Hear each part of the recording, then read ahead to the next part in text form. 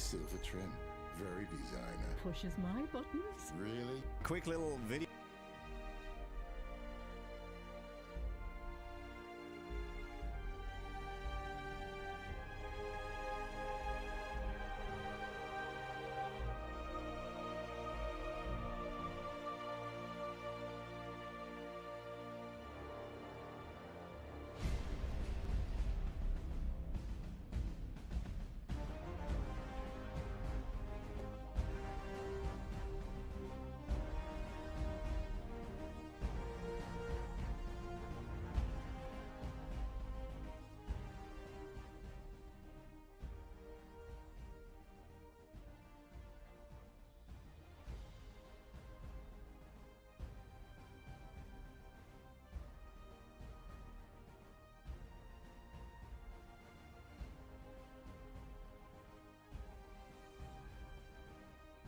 Good evening. Is this thing on? Good evening all, and welcome to another Sunday night stream. Good evening to Matthew, to Truther, to Space Saga, Citizen Ninja, to Karagord, Ray, Jag Mason, to Zaveth, to Charlie McAwesome. Good to see you all this evening. It's gonna be a little, probably a slightly shorter stream. I'm not gonna lie. Sometimes it's a little bit challenging to at the end of a weekend kind of put a stream together and you know, kind of try and entertain you guys and feel like I'm doing you guys some justice. And today, I'm not gonna lie, I'm struggling with it a bit. Nothing to do with you guys and nothing to do with Star Citizen in general. It has just been a hell of a 2 weeks. It's been busy. There's been a lot going on, and I'm not gonna lie, it was this or it was going collapse in bed. But I figured I wouldn't let you guys down, and I would be here and spending some time with you guys. Adam Pennington, Zaveth, Luna, good evening. Ashra, good evening. Good to see you all. Yeah, basically, Truther, I'm a little bit ready to fall over.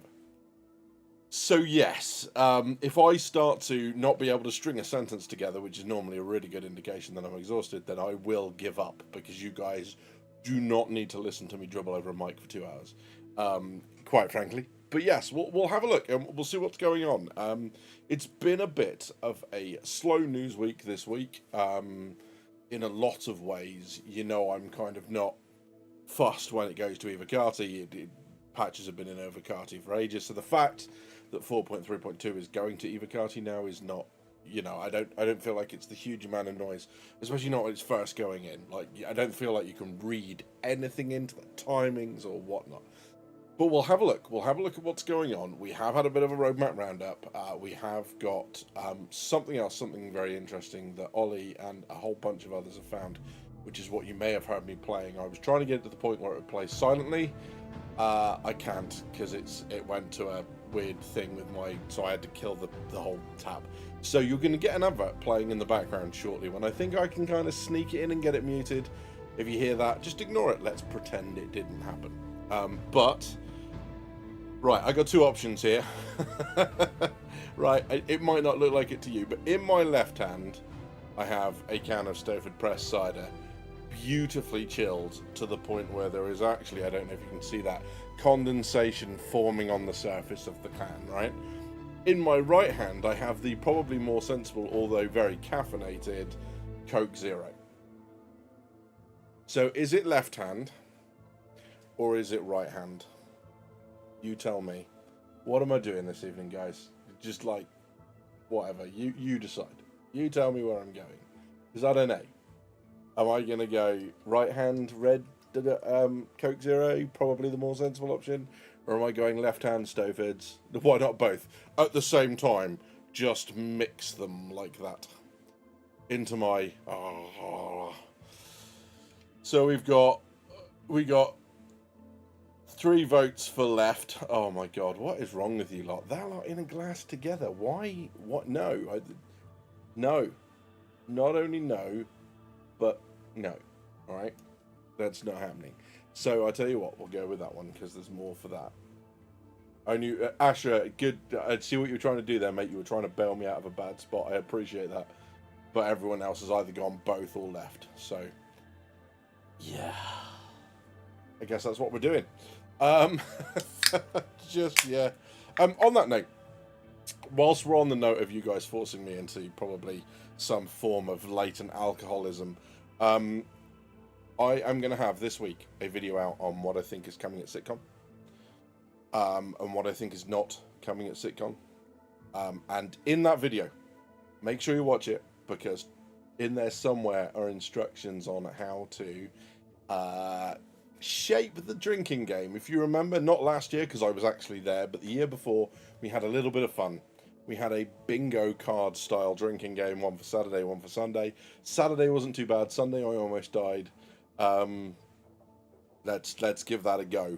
So if you want a hand in shaping that, then make sure you catch the video this week. I'm sure it will be a lot of fun, if only for the shaping the drinking game.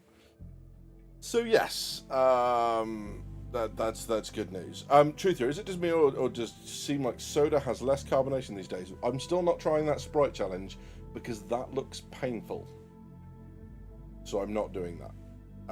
Good evening to Sloth as well. Welcome in, buddy. So yeah, anyway, I have put this off far too long. Cheers all. I hope you've had a good weekend and a good week, and here's to what will hopefully be the start of a good week for you. A quieter week for me would be nice.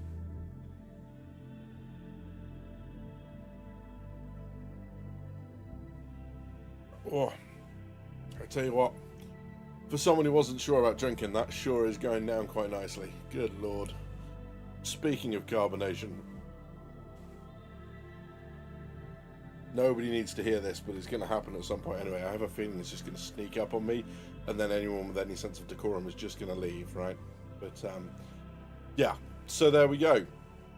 Okay, first thing I'm going to do then is I'm going to sneak us across, and we are going to take a very quick look at the roadmap roundup. I'm sure most of you have seen this already, but if you haven't, let's take a look.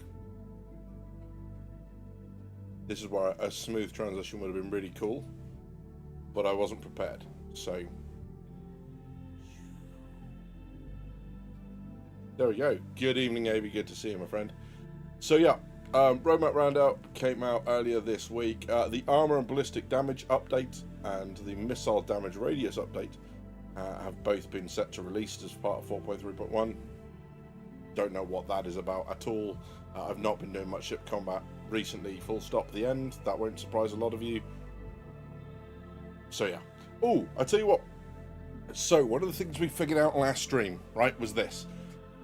Using the NVIDIA broadcast mic sound cancelling thing was what caused the problem towards the end of the stream, right when we ran into the area with all the test tubes and the big bad at the end, right?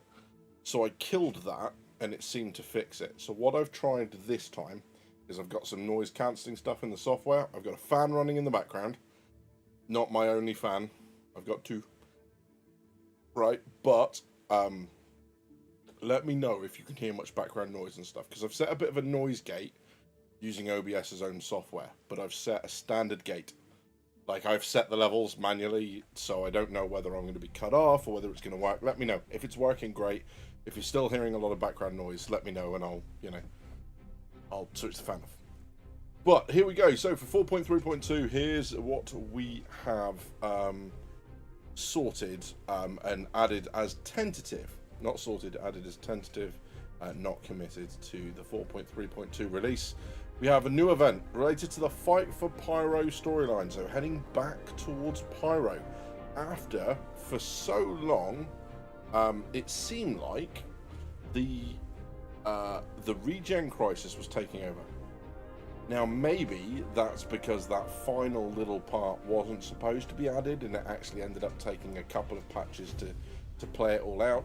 Maybe it just, it was such good content that it's become like fit, but it feels like it's the major storyline right now. The regen crisis, as far as I'm concerned, has far outstripped the Fight for Pyro stuff. Don't know about what you guys think.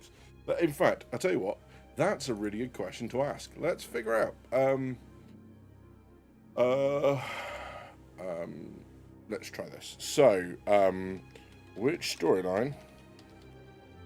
You've probably got a really bad view at the top of my head now and all that sort of stuff. Good news, I'm not going bold, so there's no bold spot for you to look at. Which storyline are you enjoying more? Question mark. Option 1. This one. I really should prep this in advance, shouldn't I? But hey, that would take away that, you know, you wouldn't have the opportunity to see my awful haircut. Not long had a shower either, and I don't gel up. So if my hair just goes and I just look like a something, then you get it. Let's see what you think.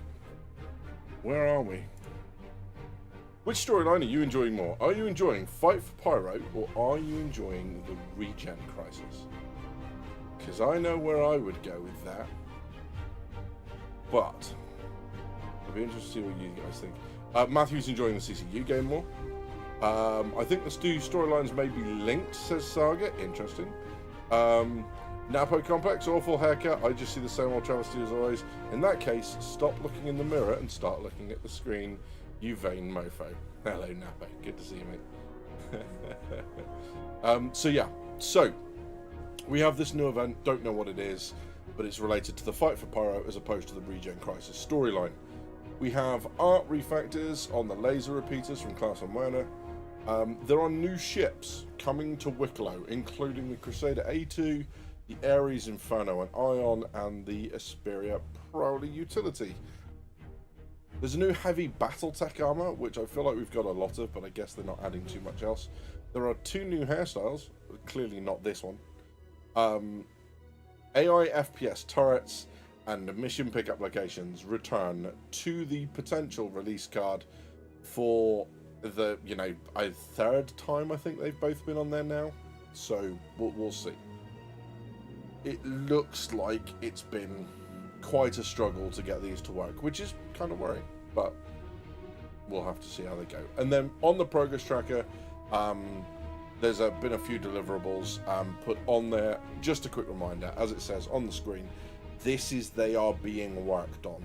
It is not when they end the release date is set, but we're looking at crafting, engineering, FPS radar and scanning, an inventory rewalk work, which we saw pictures of, which I can go and find if people want to have a look, the transport refactor, and the command module.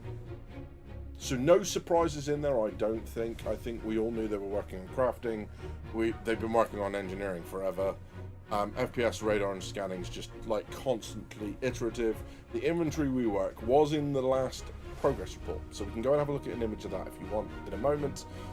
There is the transport refactor, which has been in the work since before the Year of Stability, so hopefully there's a little bit more added to that.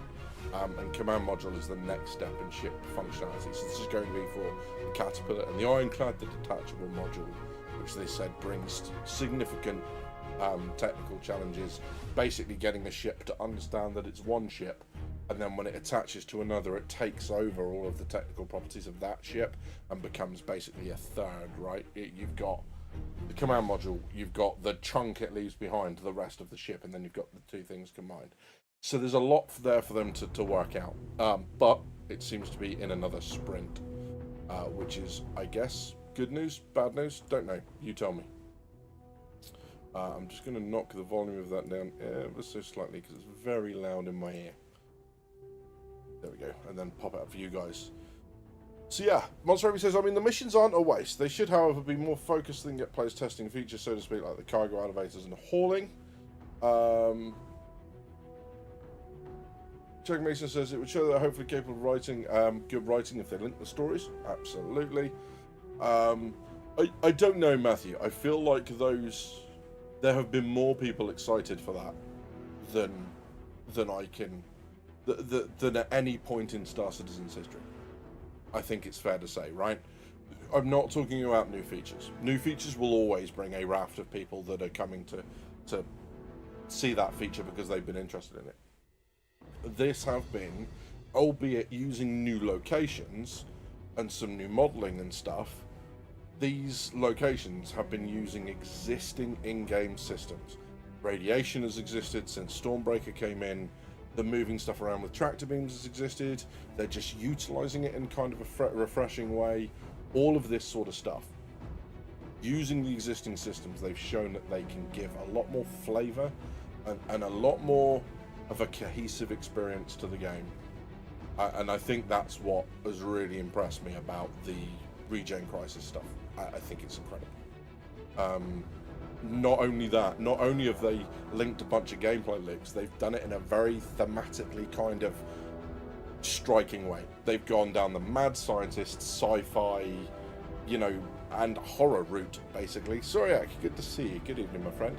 So yeah, it's been, I think those missions have massively reassured me. I have a video that I was beginning to draw some things together on, and notes and whatever else, that I've now had to pause, which is Star Citizen has a mission problem.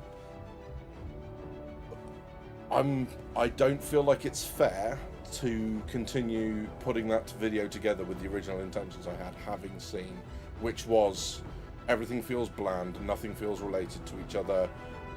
That's the long and short of it, right? They had a couple of really good missions, like the old PI Wanted, and Siege was quite nicely put together, and they're not. And everything else just felt like cookie cutter. You know, it was like the extreme of the modular mission system. It was just like, here are a bunch of missions that use this module and only this module and nothing else. And here's a bunch of systems that use this module and only this module and nothing else. And then they did a couple where it was like, oh, now you get two. Now you get some cargo and some shooting. Isn't this incredible? And it was like, this was not what you promised. And then they did Regen Crisis. And then I went, oh, I get it now. And what was really interesting, a couple of weeks ago, they did a Star Citizen Live with Benoit Beauséjour, and what he said was that the next, or the current tech branch, basically is incorporating a bunch of huge changes to the mission system, because it's engine back-end stuff, not just stuff like us facing. And apparently the mission team have been wanting it since this whole thing started. So I would expect, again, there to be a lot smoother kind of missions, things that are a little bit more joined up, them being able to do just a little bit more with these systems. Even if they don't have the time to like fully take advantage of what they've put in, I would imagine that we're going to see some pretty impressive stuff. So yeah. Sorry, I'm going to catch up with some comments. The only time I go to Pyro is to do contested zone system impact. Yeah, I've not spent much time in Pyro. Oh, we've done some Stormbreaker. We did some Stormbreaker, and that was fun. We've just been let down both times by bugs. Imagine how cool it would be if they got the AI FPS turrets into Site B. That would have been interesting. I wonder if that's kind of why they have these just kind of random minigun emplacements. I wonder if the idea was that they were supposed to be AI and that they'll get swapped out. Charlie Wilson says, I think the survey is skewed. Fight for Pyro is mostly Pyro is mostly in Pyro, where a lot of people are scared to go and experiences can get interesting. Stuff in Stanton needs to stay on turf, so Pyro tends to skew views. Yeah, I think so. As for the Fight for Pyro stuff, so little of it actually happened in Pyro. Like, the resource drive stuff was happening where we were, in Stanton. So, although it's Fight for Pyro, I don't think there was a massive amount that actually... Yeah, sure, you had to take stuff in there, but that's it. I mean, that's all I did. I took stuff in. Everything else, I left.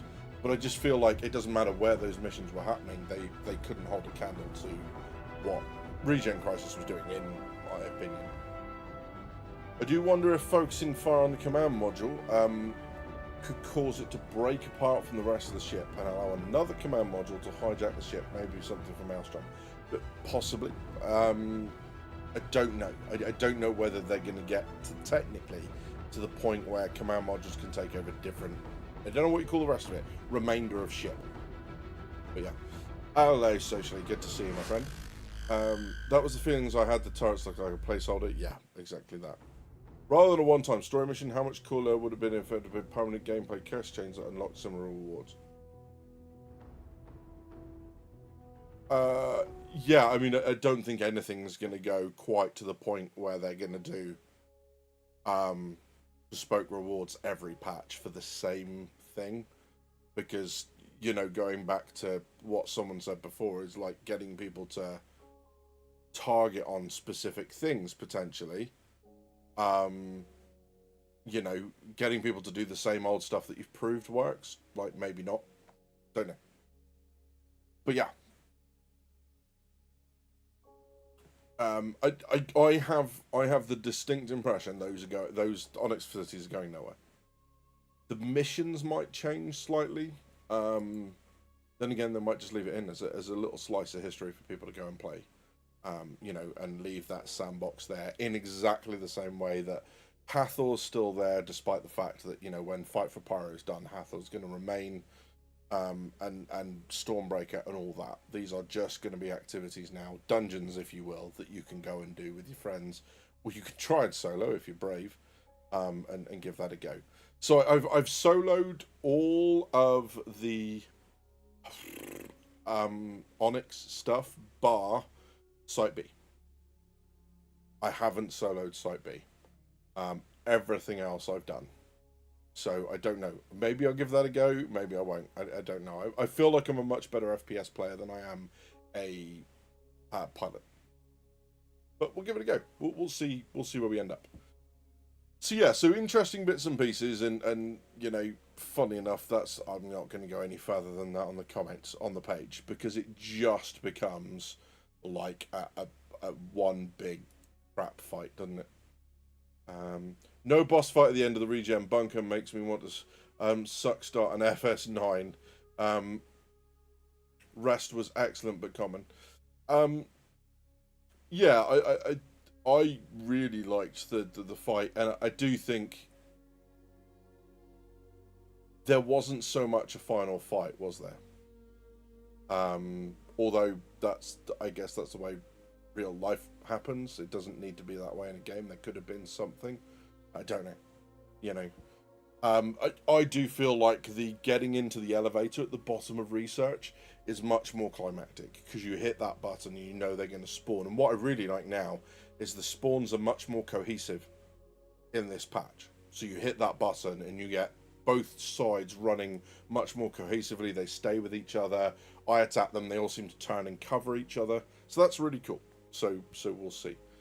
But yeah, right. Let's have a quick look at, because one of the things they put up there was the inventory system, and I'd be interested to see what you guys think about.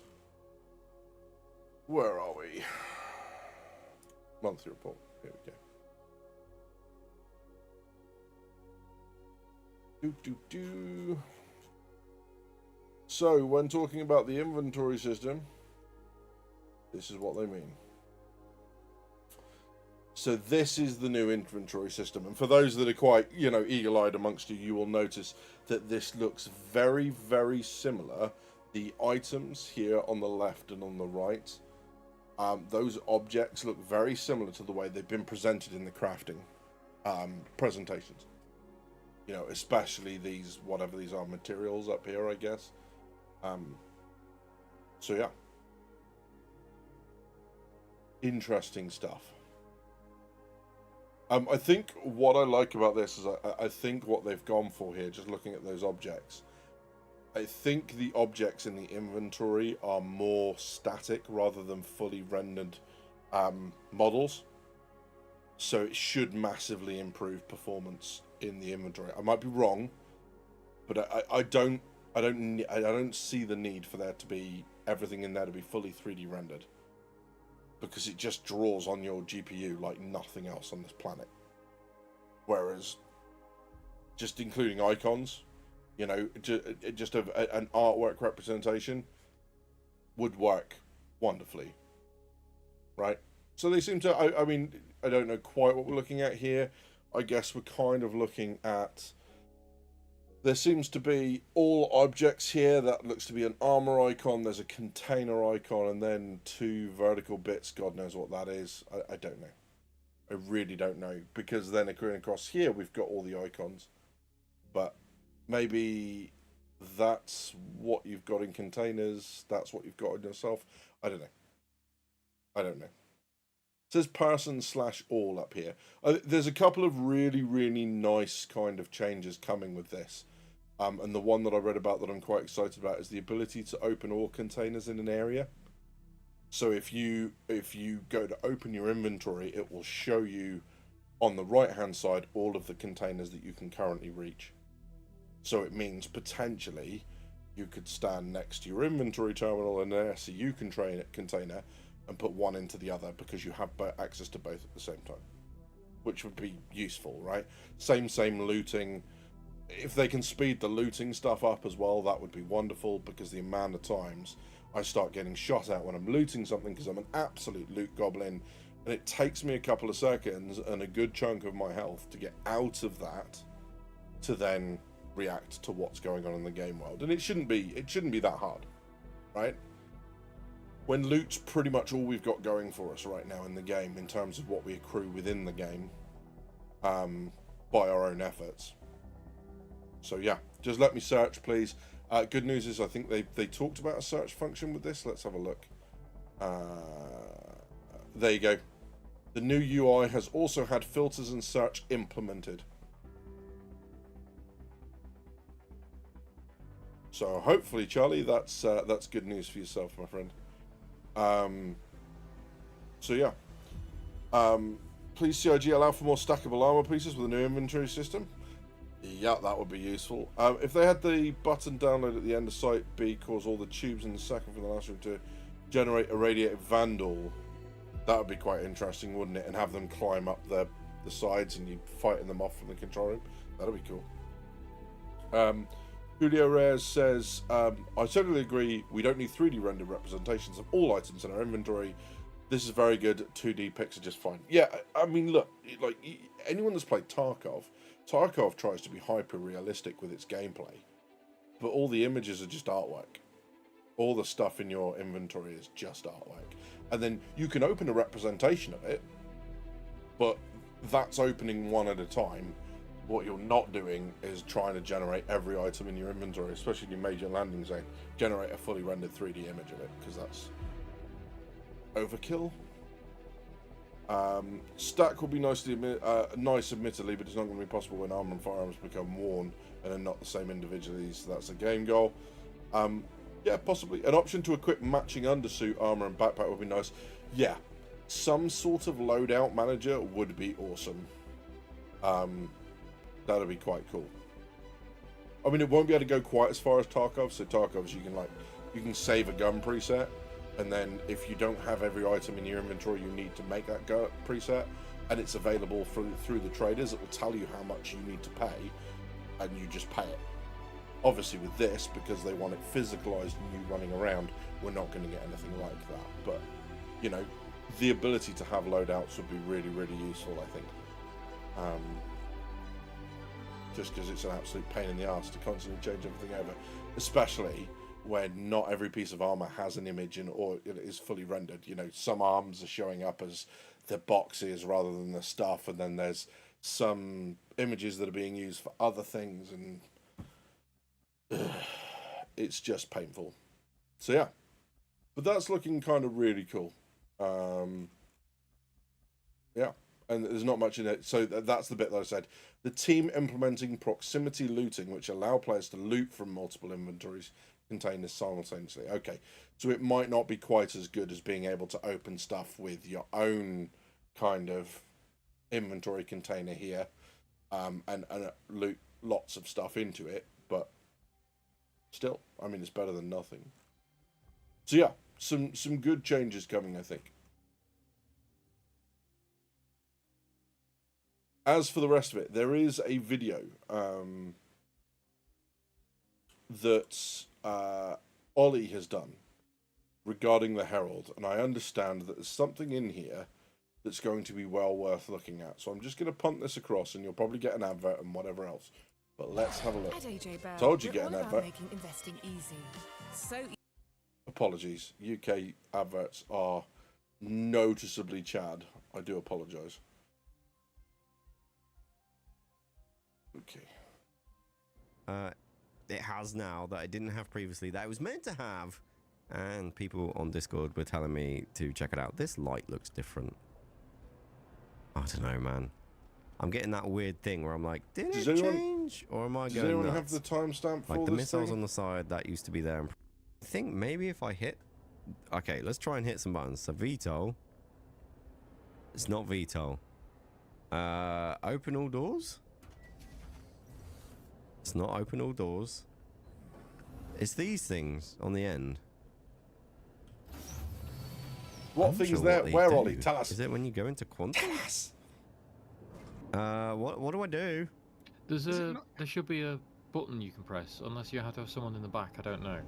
Okay, let's have a look for this button. Engine on. Power off. It's literally like deploy SATA. Yeah, It is. that's what I'm looking for.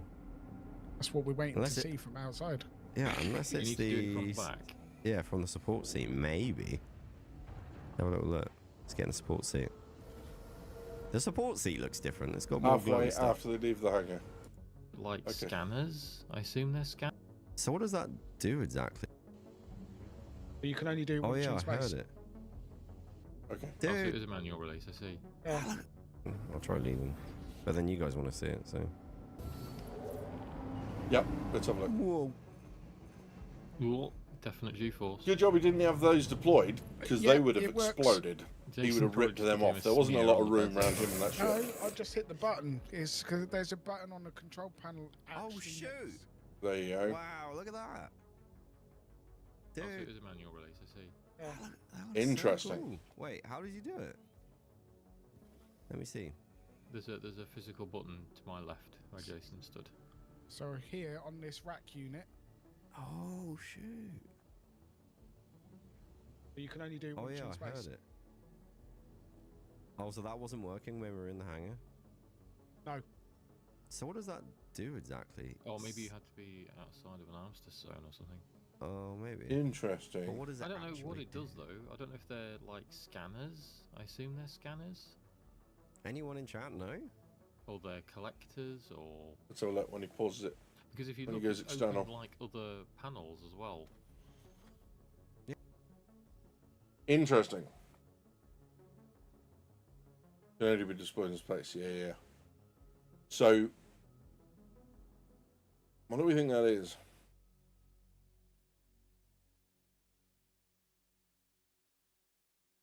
What do we think that is? Is that a move then towards hacking gameplay? Is that a move towards data running gameplay? Like what?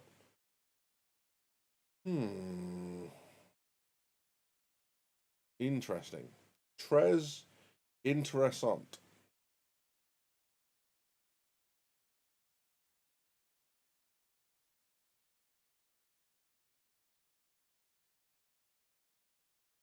Julio says, there has to be a job title in the future for an electronics specialist. Yeah. So we used to call them EWs, electronic warfares, in the Navy. It's a job. Intercepting transmissions, deciphering it, figuring out what they're coming from, what they're saying, that sort of stuff. Yeah. Interesting. I'm just going to mute it so that I'm not competing with Ollie. But Ollie 43's video, this small star citizen upgrade could be a big deal. So once we're done here, I will copy video URL. Go on. I'll put it in the comments, so I am not no one can accuse me of trying to stealing views as well. So yeah, there's a bunch of, so I know it's there to steal data. My question is specifically, what gameplay loop is this? So is it scanning and finding frequencies?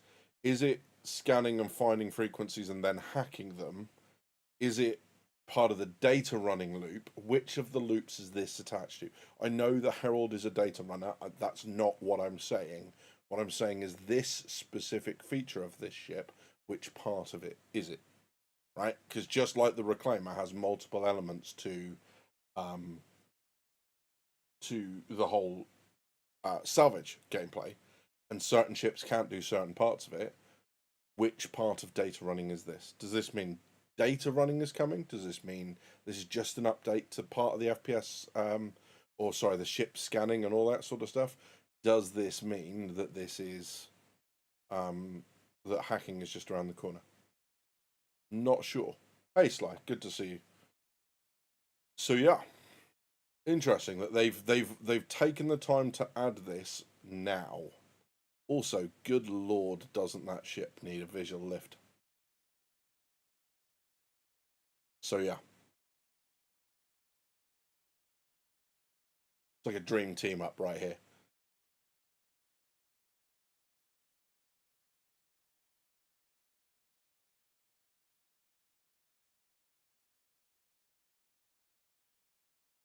The ability to deploy it has been there for years. Pops, is it?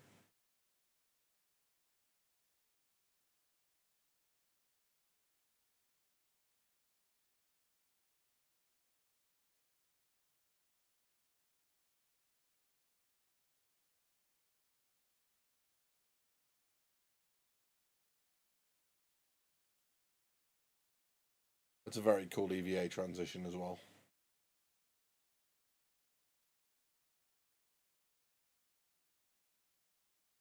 Face plant the side of the ship.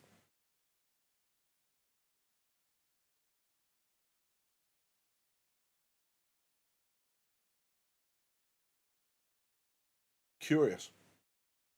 I mean, maybe they were just in a position to do it, right? Maybe they were just there, ready to go. Data system storage. Data pod manual release. There's a data pod now. No sound, Ilya. I've just knocked it off for a second.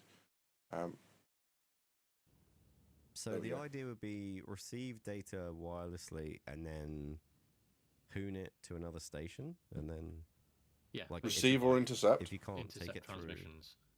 Through, or like if you're going through pyro, you can like receive signals and then go through the jump. Yeah, or if you just, you interesting.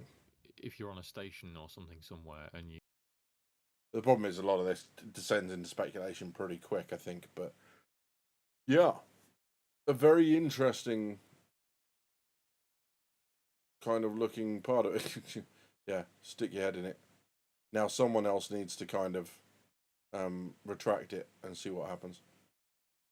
What could possibly go wrong, right?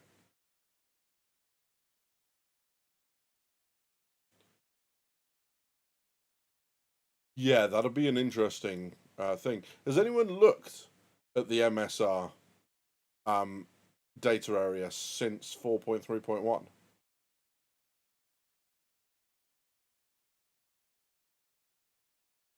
That'll be kind of an interesting thing to check, I think. Is he going to face check the thruster? Yeah, he is. He's going to face check the thruster. Of course he is. Look today, says Space Saga, no change. Okay, interesting. Thank you for that. But yeah, it is what it is, I guess. Yeah.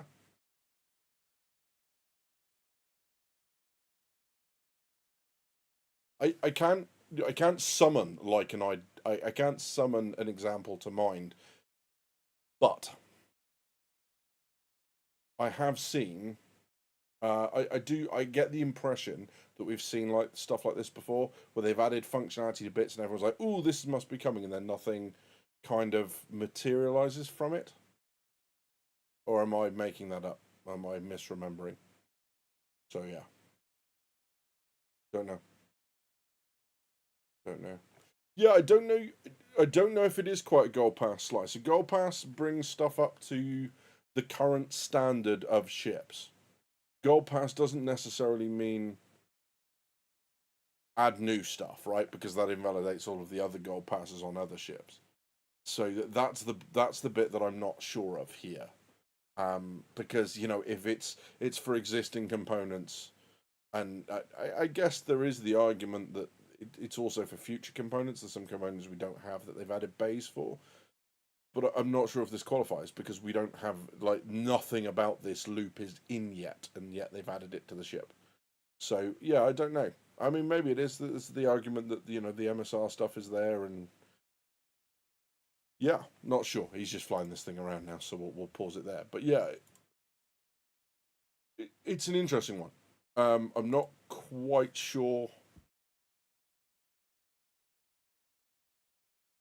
I'm not quite sure if we can read anything into it right now.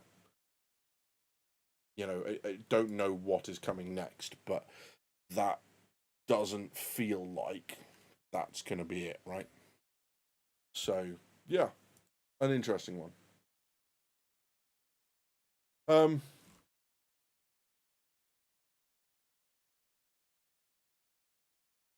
It may be, so Space Saga.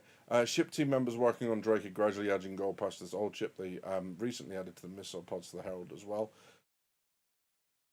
This is true. Maybe they were just trying to bring the Herald up to some form of, I don't know, some standard of ship. No clue. I'm really, really not sure what the intent was there. But let's go figure. Maybe it's asked for a junior employee, nothing more. Well, I mean, I know they said that they weren't kind of they weren't focusing on a manufacturer. After saying they were going to focus on RSI and then they were going to focus on Drake, they then dialed back on that and went, well, yeah, well, we're not quite doing that. It just so happened that all the RSI ships were being worked on at once, or a lot of them were, obviously, stand fast, things like the Galaxy and stuff like that. But yeah, maybe because they are using a little bit more of the Drake design language now, that they feel like that now is a good time to give that a go. Don't know. Honestly, do not know. What I do know is at IEE I will be going and having a look at the Herald again. So, might just have been something for Squadron 42, and we just got the benefits, says Chavez. Do you know what, mate? You might be right. That's not the craziest. That's not the craziest idea I've heard so far. So yeah.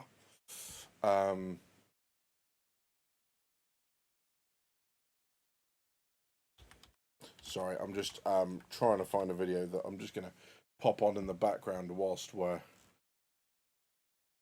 here, because there's quite a cool video that they released a little while ago.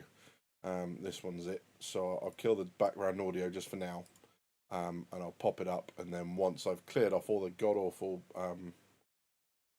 adverts and stuff, we can have a look and see what we think. Let's pop that up.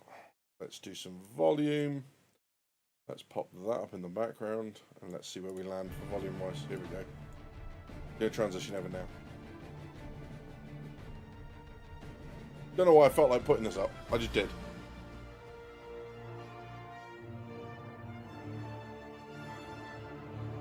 Not a lot of people seen this because it came out in one of the newsletters. So, seeing as Chavez had mentioned that it might be for Squadron 42.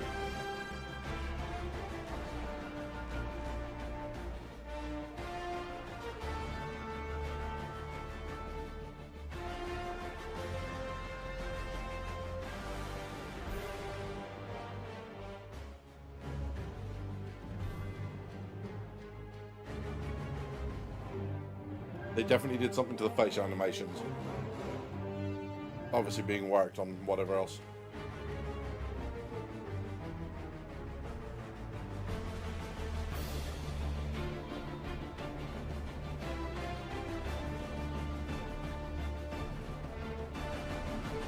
Very cool.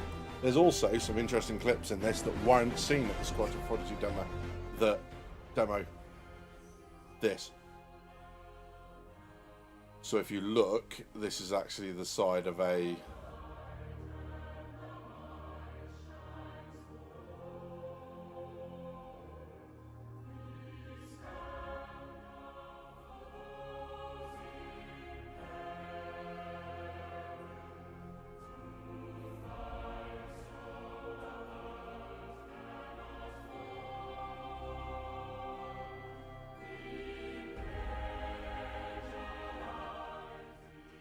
The question is that McLaren? Is that Gillian Anderson?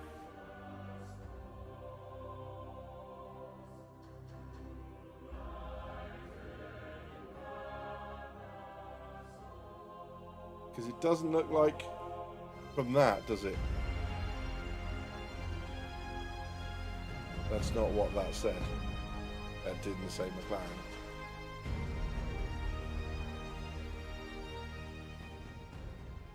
There's something very martial about the whole...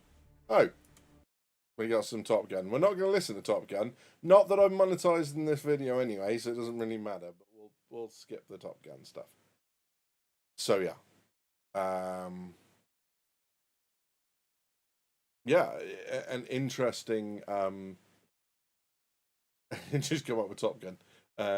Yeah, and clearly that's why I don't fly particularly well. If I flew more, you know, with that on in the background, I feel like maybe I, you know, would fly better? Question mark. Maybe. So yeah. Yeah, so that's that. I think that's kind of. So let's go to the title of the video. Let's go to the thumbnail. Let's go to everything else. What's next for Star Citizen? So here's what I think the answer to that is. I think the focus now for the next 12 months will be getting Star Citizen to a point where it can not. What are the words I want to use here? So it doesn't shit the bed when people finish playing Squadron 42 and go, wait, there's a multiplayer? Oh, cool, let's take a look. And I think that is going to be the focus for that, for CIG. I don't know what else they can do between now and then. I think there's obviously a lot of stability that they need to work on. There's obviously a lot of features they need to put in, I think, to show Star Citizen at its base promise. And I don't think it's any surprise to anyone here. Good evening, Mackie. It's good to see you, my friend. I think what it needs is to show off the base promise of the game, which, whether certain people, fighter jocks, like it or not, is the multi-crew stuff. Is the ships being the star of the show. And I think, you know, that's where they need to go down the road of the engineering and resource network, and they really need to focus on that and get it in the game, so that when people finish playing Squadron or get bored of Squadron or whatever else happens, they look at Star Citizen during a free fly or just go out straight out and buy it, and then go, right, you know, I it's not as polished as the single player, but I get it. I get what they're doing here. So yeah, I think there'll be that. So we'll see. We'll see. I just hope after Squadron 42 is done, they shift to Star Citizen. I doubt they will, but I hope they do. I think they will. I think they'll need to. Just because, you know, the danger is, I mean, look at... I don't need to tell you guys. We all know this, right? The time it took to get Squadron out, they cannot spend that amount of time with Star Citizen continued to being in the state that it is, in the state that it has been up until they really started. I say really started focusing on it, right? They've done work. I think we all start to miss, like, it's one of those, like, how quickly we forget moments, and it's things like the how quickly we forget the 30Ks, right? How quickly we forget the other things that they fixed that I forget, right? How quickly we forget that actually they've done some really good work on freight elevators, and they are a lot better this patch than they were last. Thank God, you know, and the patch before that, you know, they've done a really good job bringing those straight back in. If anyone remembers what the trams and that were like immediately after 4.0, that was an absolute pot mess. The problems we had with server meshing coming in, like they've fixed that sort of stuff, right? Or they are some way to fixing it. So yeah, they are making progress on Star Citizen. The thing is as so many people will point out, you know, anytime something new comes in, fix this. Anytime they fix something, where's this feature coming? Like, they can't win. And you know, yes, the push is on Squadron. The interesting thing now, because of course, Grand Theft Auto got shunted again, didn't it? So it went back. It's now May. Evening, Sebastian. Good to see you, my friend. So they've got that kind of thing to contend with. They're not going to release in April, May, June, July. I mean, I suppose the closest they'll give it a go is August, maybe. But then releasing in summer is not necessarily the best idea because people have other things to do in the summer. So yeah, I think that they either need to try and get it out in Q1 next year, or they wait till the end part of Q3, beginning of Q4. Which, knowing Star Citizen, means it'll be end of Q3, beginning of Q4. Or knowing CIG, more to the point. So yeah. What do you mean 1 billion? It's made over 6 billion in revenue. The last time I looked, which was a couple of years ago. Evening Blaze, good to see you, my friend. CIG needs to make Star Citizen a good enough place for when people come over to Squadron. Exactly that. Exactly that. And not just stabilize it. They need to put the spirit of what that game was supposed to be into the game, which I think is where, you know, the focus will be on the big ship stuff and you know, those extra things to do around the verse. So it's like, oh hey, let's do Hathor, oh hey, let's do Stormbreaker, hey, let's do Onyx, and then Siege, and then Blockade and Jump Town and Xeno Threat and all of those other things. And just have, because actually that's quite a bit to do right now. You know, before it was the events, or it was underground facilities, or it was whatever. And of course they've got the distribution centers they can start putting content in. And I don't know about what you guys think, but you know, we are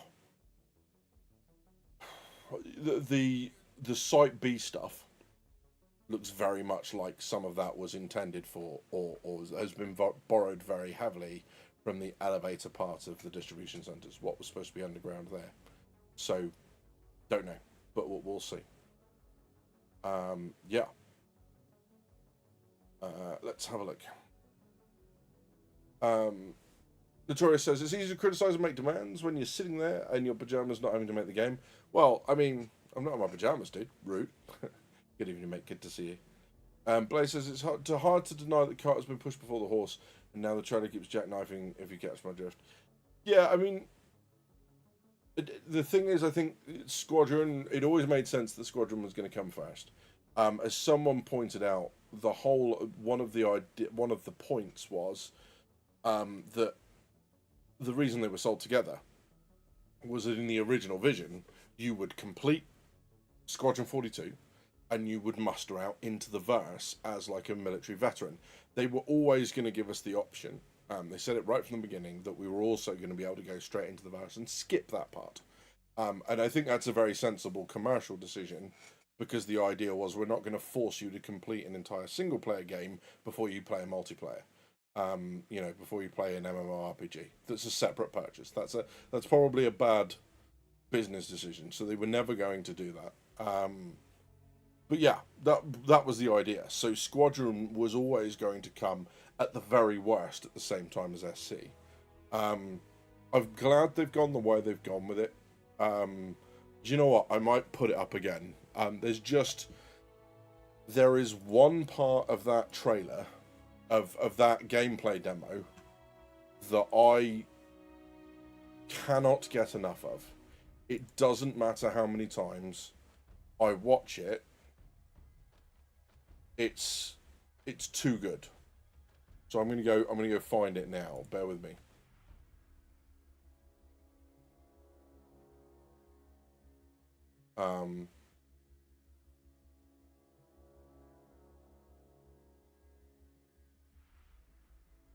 Almost there. Here we go. So I'll put this on now. I'll kill off the normal audio.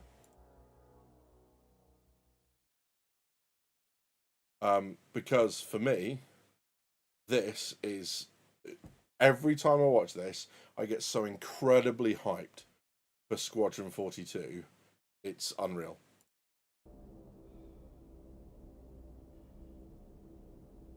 Attention, Second Fleet. This is Admiral Bishop. For 6 months now, we have faced an elusive enemy determined to see the Empire burn and What's incredible about this is it's in engine. You can see it with all the popping and the bits that are happening in the background. This isn't pre-rendered. Each and every one of you has proven yourself time and again, but today I must ask for more.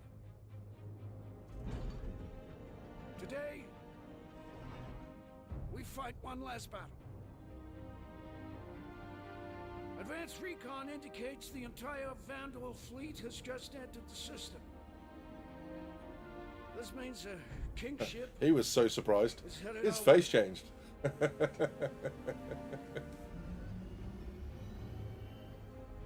some of you will not survive today, but there will be no time for sorrow. We will have to grieve for them later. Because 2 billion souls in this system hang in the balance.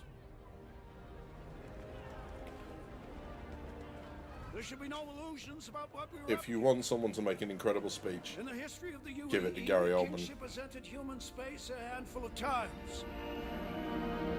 Battle of Orion, Siege of Tiber, the fall of Caliban. And the music, the way they put the music. But we are the Second Fleet. This History starts going up. will remember us differently. We will not have to worry about it being kind, because today we will define ourselves through our actions. We will not lose the system. We will not fall back. We will win, because we have to. We fight today. So in 40 years from now, when you're surrounded by everything and everyone you hold dear, and they ask, what did you do in the Battle of Vega? You can look them in the eye and say, I held the line. Can't wait for those t-shirts to go on general release. Men and women of the Second Fleet, I am proud to stand with you today. Good luck. Bishop out. Nice speech. Any But word then from the we'll cut this Recon down just while we're talking about it, because it's more interesting than just staring at my mug, right? But I'll knock the volume of that down in the background so it's not too distracting. But yeah, I mean, obviously, Star Citizen's going to need to do some catching up with this, right? What will be pleasing to see, I think, what I hope will be pleasing to see, will be when this hits release, is see a noticeable change in Star Citizen. Again, I think we're going to get another 323, which is we're going to get a huge download of the stuff that's like the low-hanging fruit. Things that can be ported across fairly easy, ship models, that sort of stuff, right? And just get that stuff across. It will be really good to see that happen, and to see that start making its connection. But yeah, very cool. Like a stinger. Yeah. So there's the talk about ships coming. Like CitizenCon Direct, right? We'll talk about it in a little while, because this is obviously part of the future of Star Citizen and where it's going. CitizenCon Direct this year is going to be not like anything else that we've seen before, and not in a great way, not in a sensationalist way, right? I think it's going to be fairly underwhelming this year, and I can back that up already. This isn't guesswork. This is what they've already said, and we'll take a look at that in a little while. However, I think to offset that, they're talking about the Stinger, which apparently is this thing that at the end, Tal escapes in, destroys one of the, I think it was one of the Hornets, and then jumps away, right? He kills one of the Squadron 42 guys, and maybe that's the bit that we saw, with Shepard. Jesus Christ, I'm playing Mass Effect with Bishop stood at the coffin, right in the music video. So very, very possibly that. But,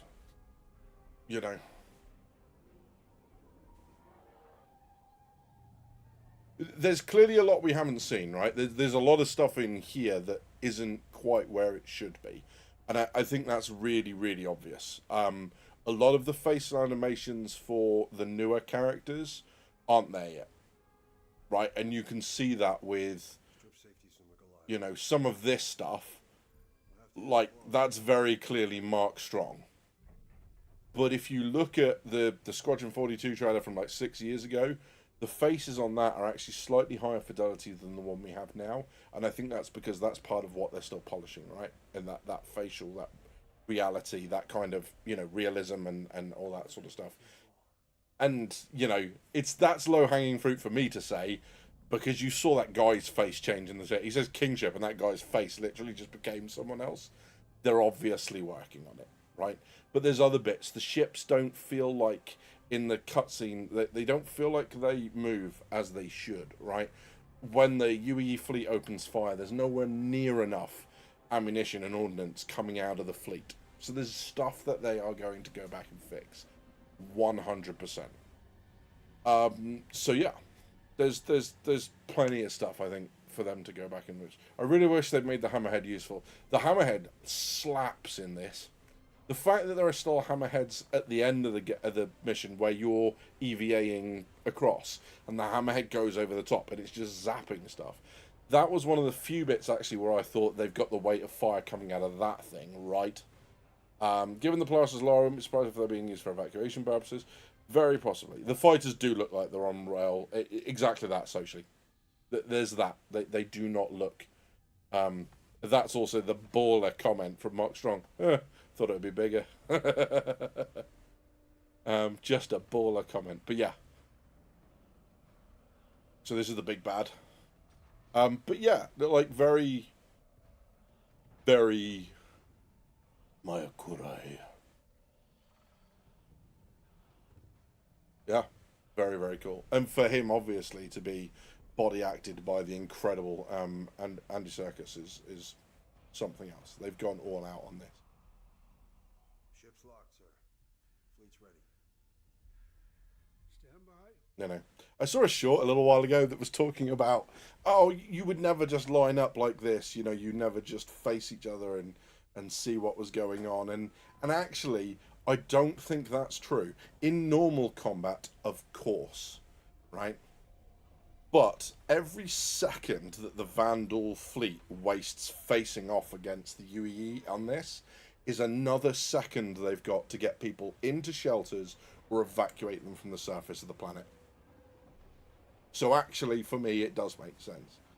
They're just trying to hold them, right? Because the minute they break and face each other, the fighters get through, and you hear that. You hear someone in the background go, fighters are breaking through, vector ground forces onto them. So it happens, even though you don't explicitly see it. Yeah. Do you think it's hyperbolic to say that Star Engine was built for aesthetics, not performance? Considering its purpose to deliver extremely story-driven Squadron 42 titles, SC3 Afterthought. I'm not sure I would go that far. Yeah, this bit, right? There should be more ordnance than this coming out of the fleet, right? That's weak. You're going to see a lot more. This is good. But the fighters don't feel like they're really reacting like fighters at the moment. They're just kind of... That's a little bit better. But you get the point, right? So there's that. I don't want to fight her, but down the Vandal fighters are sexist socially. Yeah. So, sorry, Blaze, back to your comment about Star Engine. Star Engine's incredibly powerful when you look at what it's doing, and I'm not just talking about graphics. What it's talking about in terms of, you know, ships and being able to stream in and out parts of, you know, bits, and being able to do interior culling that they're working on at the moment, and all that sort of good stuff, right? You can, I think it's primarily being built for Star Citizen. The thing is, to run a single player, it doesn't need to be that special, right? So they're probably not, you're probably working off two separate builds here, right? You've got the one that's being built for this, because it doesn't need all the other stuff, and then Star Engine is the multiplayer one that they're building, right? This is going to be not far off it, but it doesn't need half the stuff that the multiplayer one does. So I don't think it's something to be concerned about at this point. So yeah.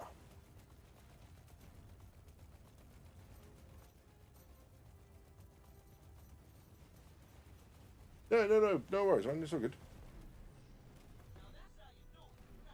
Yeah. So I mean, because some of this is very cool. Yeah, there you go. We'll go back to the cutscene stuff. And do you know what? This was the interesting thing, and I know you're just watching someone play, and I'm not a massive fan of watching other people play games anyway. Like, I'll watch some people play certain games, so I watch people play like Tarkov and stuff because it's just not my bag. But I find that quite interesting to watch. And then watching people play some games is like trying to... I might as well just slam my fingers in a door, right? I don't enjoy it. Watching this... These bits I enjoyed more than the actual watching the gameplay. But that doesn't mean that I'm not going to enjoy the gameplay, right? I don't enjoy watching people play Star Citizen. I do very much enjoy playing Star Citizen. So, you know, there are some games that I think are good for watching, and there are some games that are more, you know, just you just play them, and that's that. And I think Star Citizen potentially is the latter. Hey, Shadyface, the performing all bad guy fighters in sci-fi cannon fodder to make the scene look better. Yeah, and you know, hey, that's what they're going to do, right? And the Vandal, I think they're getting away with that with this idea that Vandal are, you know, that they have a different way of looking at things than we do. You know, and it's all and also when you look at, they have their regen technology and all that sort of stuff. So they are just completely looking at things a different way. However, it doesn't feel that dynamic when they're flying. They don't feel like fighters. They feel like very small ships. Like, some of this is okay. But look, they're all straight line. They're not weaving. They're very slow to turn. You know, they're doing none of the maneuvers, the jinking, the you know, the spins, the rolls, anything like that you would expect fighters to be doing at this point. But yeah. Come in. We need you to sweep up some fighters on us.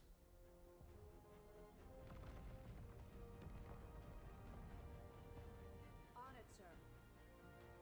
Get us in close. Aye, sir. You're up, turret gunners. We're guarding Bishop here. Make me proud. She's, I don't know whether she intended to do that or not, but when in the Royal Navy, I was dealing with captains on, their eyes were everywhere all of the time. So that looking up and left and down and right and all this sort of stuff, that is how they are when they're on the ship. They see everything. They're incredibly aware of what's going on around them. The good ones are anyway. So, yeah, that's very cool.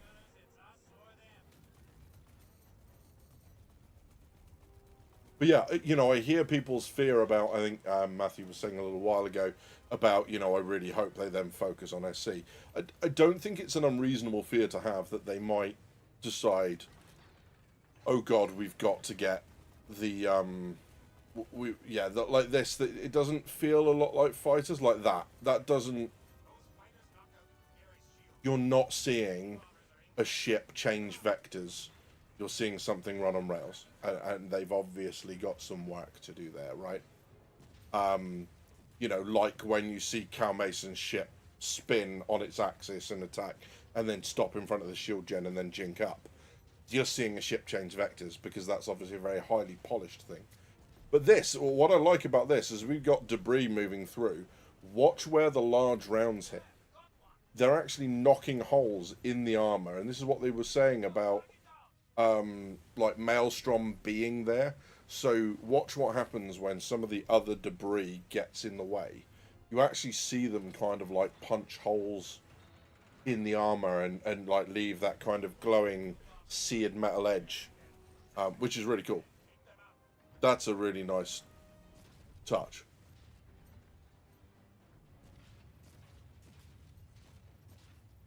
Not so much here, although it did happen there. Kickstarter Radio, hello, buddy. Good to see you. Squadron 42 is planned as truly. Indeed it is.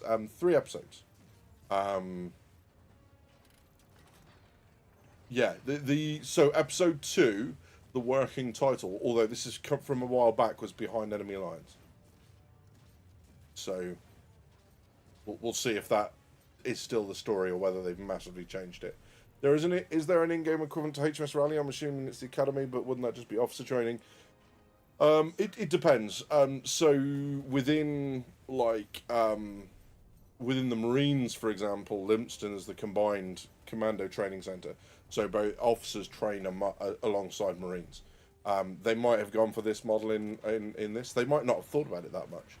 But yes, you're right. Within the Royal Navy, training for ratings takes place at Raleigh in Cornwall. Training for officers takes place at BRNC Dartmouth in Devon, where I had the honour of being for a year before I passed out. So, yeah. Which is a shame. It's a gorgeous group of buildings. They're just very old and costing a lot to upkeep.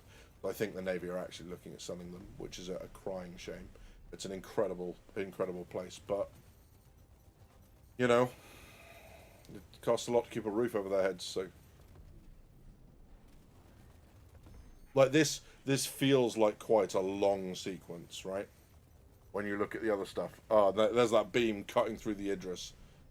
And again, another visual here. You'll notice that all of the debris that comes out is exactly the same piece spinning, or the same couple of pieces spinning at the same rate. That's going to get a lot better, or it needs to. Like, why are you using the machine gun? Why don't you just get the cannons out? God damn it!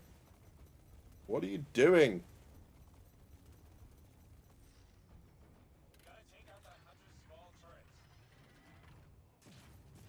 There you go. So this is the bit that I was talking about, where you see it start to, it's actually damaging the hull. So you can see this bit here, but then as other bits start to float, so there you go, you can actually see it knocking holes in the armor, and you watch as they hit other things, like this bit that's just broken off the ship. Even though that's now no longer useful, it's not part of any ship, they are still hitting it and damaging it.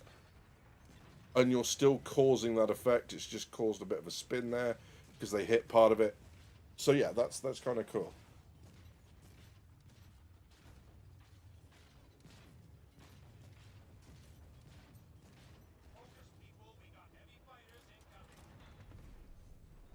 So here's an interesting bit then. Here's a sneak peek, okay, at a video that I've got coming up. So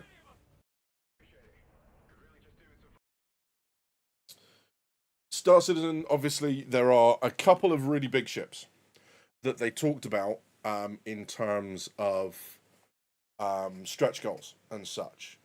One of those ships is going to be the... Oh, sorry. I think I've got someone at the door.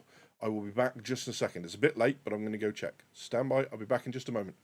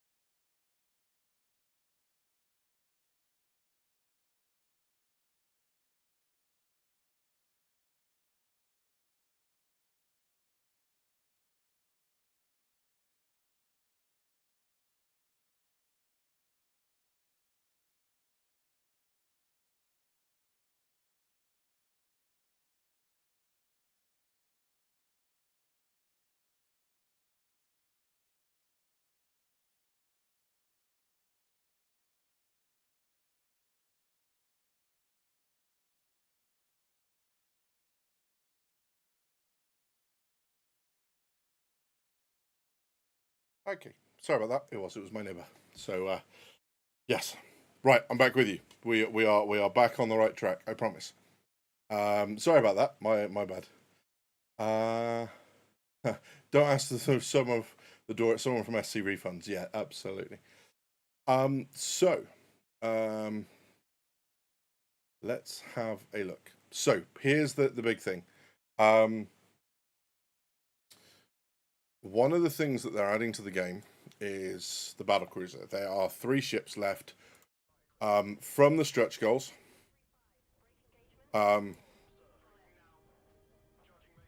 The battlecruiser, the cruiser, the fleet escort, right? We think the fleet escort is the Pegasus, although we're not sure that that's going to be what we actually get. The Pegasus is a fleet escort. We just don't know if it's the one they're going to sell or that we're going to be able to fly. They've confirmed that battlecruiser is coming and that it will be the biggest ship they do. So battlecruiser is going to be bigger than a cruiser, right? Because if the battlecruiser is the biggest ship they're doing, but the cruiser's in the stretch goals, you see how that works? Logic, right? Here's what's really interesting from this. I'm not sure if it's this bit or whether it was slightly earlier. No, it was slightly earlier. Sorry, I know I've cut the kingship bit out. So here's what I want you to see. Okay. What we've got here is a bunch of the ships, and we can see their designations. Okay. So here's what's really interesting. I don't know if anyone can see that because I can't really zoom in. Okay, but just to the right of Gary Oldman's head here, okay, it says cruiser. Okay, Corvus is a cruiser, meaning battle cruisers are bigger. Okay, and then what you'll see down here is the same pattern ship.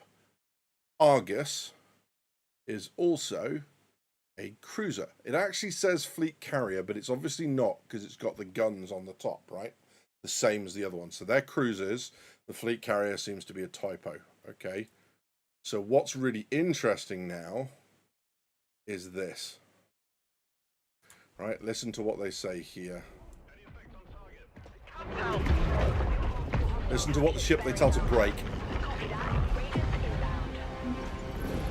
Listen to what they say here.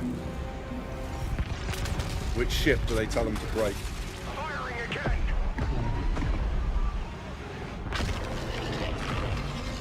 Getting a weird power spike from the king ship.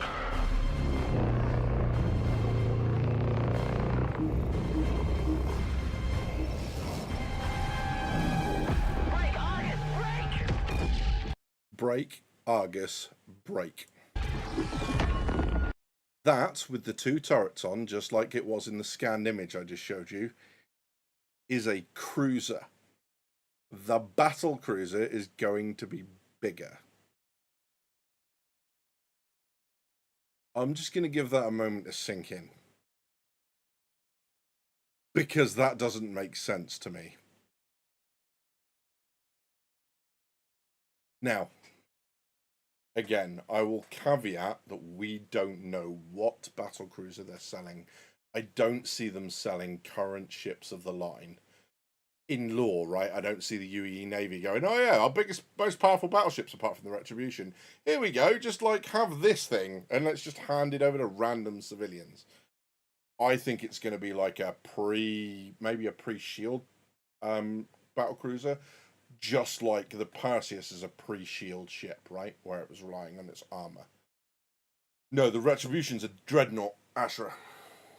The Retribution's the dreadnought. I thought. Is that right? I think. Hang on.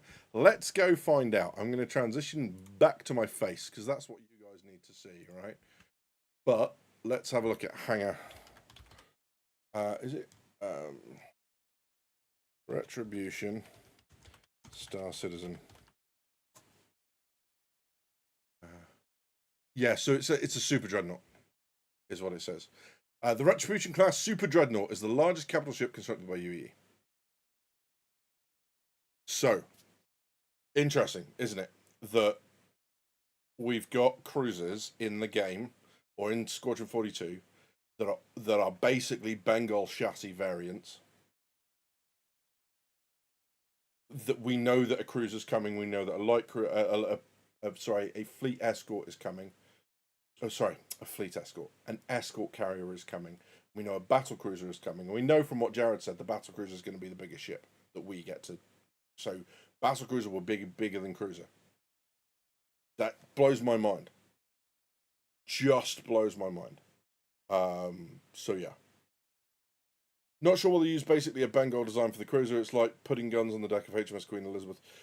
Yeah, see, it's an interesting choice because to me it hints of a lot of wasted space in the center part of the ship, right, where the hangars are. And if the interior has stayed the same as the kind of intro demos, there's actually 2 decks within the interior of the ship. I guess there's like the hangar maintenance deck below, and then there's like the flight ops deck above. And that seems to be carried on by, borne out by some of the teaser stuff that we saw a long while ago. So yeah. But yeah. Well, and this is my point, Asher, is that the chances are that the battle cruiser we get sold won't be bigger than that cruiser. I think that's how they're going to get round it, right? I think they're going to say that it's going to be like the Perseus was retired and then brought back into service by Bishop. I think the battle cruiser will be something that's been retired and now coming back into service. Because the other part of it is, of course, that if you go back to World War II, which is what a lot of this is styled on, carriers were not the biggest ships in the fleet. Battleships and battle cruisers were the biggest ships in the fleet. Carriers were smaller. Right? Battleships and battle cruisers were huge. Just impossibly big. Like the battle cruisers the battleships and battle cruisers of back then are longer than most of the American super carriers. They're certainly bigger than the QE, like lengthwise, right? Length overall. So yeah, it's a really, really interesting kind of setup. But I'm going to go more into depth on that video. So we'll have a look. But yeah, so. That brings us quite nicely on then to what we are going to see in a couple of weeks. We've got literally 2 weeks from now, we will have seen it. It will have happened. CitizenCon Direct taking place in 12 days, 21 hours, 34 minutes. So yeah, it's not long away now. The big news from my point of view for this is that Daily Noob from Twitch is in the UK at the minute. He's doing stuff with his family, but he will be here. Shares badges. He will be here watching with us. We'll be streaming together, having some drinks, catching up, meeting for the first time in person, which will be really cool. So yeah, really looking forward to that. The big bit that I want to take away from this is this.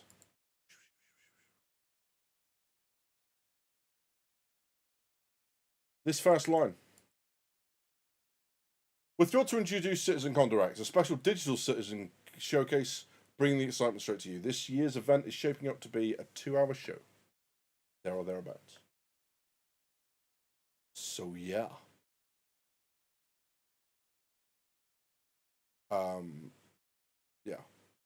PC Gamer. Good evening, buddy. Yes, so the battlecruiser I referenced being bigger, because they've said it's the biggest one we're going to be able to buy. That was said in the ship Q&A that they did a while back. So that's why I talk about the battlecruiser being the biggest. If there is a battleship in the game, I don't think we're going to get it. They might do it similar to what they were going to do with the Bengal, which is maybe there's 1 or 2 drifting around as hulks, and people will get them and kind of try and repair them. And they'll become some sort of like floating PvP thing where maybe every week or every month you have to fight over it, and it becomes an objective for the big orgs to go and try and capture this thing. Don't know. We'll see. Yeah, I'm sure I saw something about HMS Harry's hull being laid down as a cruiser. Yeah, there was. So yes, basically, carriers were not the biggest ships. They are now. They weren't. It was all battleships. Stunner, hello, buddy. Good to see you. Yeah, so CitizenCon, and this is what I meant earlier. I said to you guys that if you're expecting this to be earth-shattering, it's not. It's going to be different, but not in a, oh my god, this is going to change everything in Star Citizen clickbait way. The other thing they said, when Benoit Beausejour was on talking to Jared, they said that it's going to be stuff coming within the next year or so of Star Citizen, of CitizenCon Direct. So you're looking tail end of 25, 26, right? So I wouldn't expect any like major this big thing's coming. They might tease some stuff. There might be like, you know, like we kind of saw Castra and we saw CasCom and all that sort of stuff a while back. There might be like teasers of bits. There might be some sort of like reel of stuff. But I think we're going to see a lot more kind of stuff honed in. And like I said, video coming this week. So if you want to see what I think that is and what, more importantly, what I think that isn't, that video will be there. And you'll get to shape the drinking game that we'll be playing here if you want to break mine and Daily Noob's livers. Because I'm a glutton for punishment. And I let you people do these things to me. So there you go. Hey AMD, good to see you. Do you think there'll be a new ship sale? So yes, I think we know the Paladin is imminent. We know the there's something called the Stinger, which we believe to be one of the ships from Squadron 42. The one at the end that Tal escapes in. Although I don't know where that's come from. That just seems to be where the community is pointing at the moment. So yes, there's been a ship every month. CitizenCon inevitably comes with a couple of ships. I can't remember what they sold last year. We had the Starlancer was sold, both variants, the TAC and the Max, and there was something else as well, at least. We know because we tried to stop Dell buying them and failed miserably because he hid from us, so we couldn't hide his laptop from him before he bought everything. Sorry, Mrs. Dell, we tried. But yeah, hey Rusty Pigeon, good to see you, my friend. Have you seen the late Cold War ideas of turning battleships into battle carriers by trading the rear turrets for a flat top? So not specifically, I haven't seen that, but that just sounds like a batshit mental idea. I know there was talk a while ago of having submersible carriers, so exactly the same idea as the Bengal, front and rear hatch is open, and then there's just a through deck on it. But again, just batshit mental. No, good luck with that. Not serving on a submarine where half the ship opens up intentionally. I'm good, thanks very much.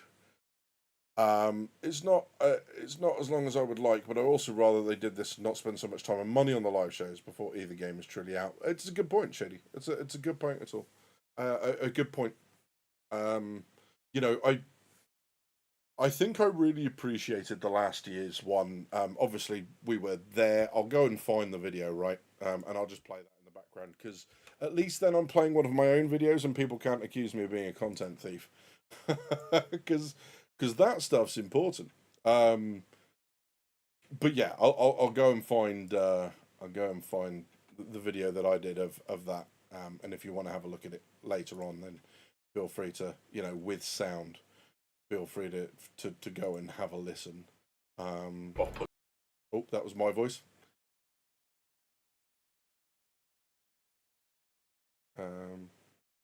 Yeah, let's go. Here we go.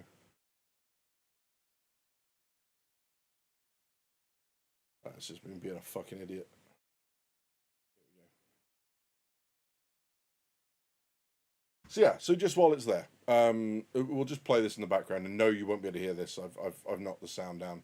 But yeah, that was my front room. But yeah, really good fun. A couple of members of the community, although I won't out them on the video.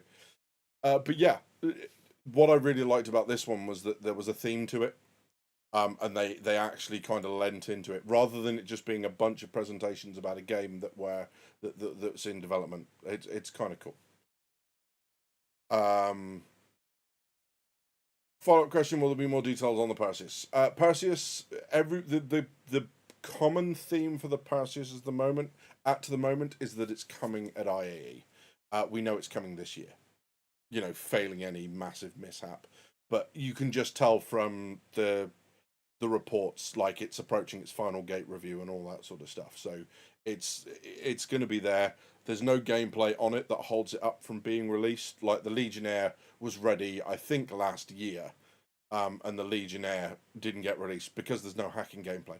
You know, there's no ability at the moment to go and hack someone else's computer so that you can then attach to their ship and open up their docking door, right? Because the ship-to-ship docking stuff isn't working either. Yes, you've got it in very limited examples, but you don't have it in terms of, you know, ship to ship. You've got small snub to ship, and that's it. So yeah,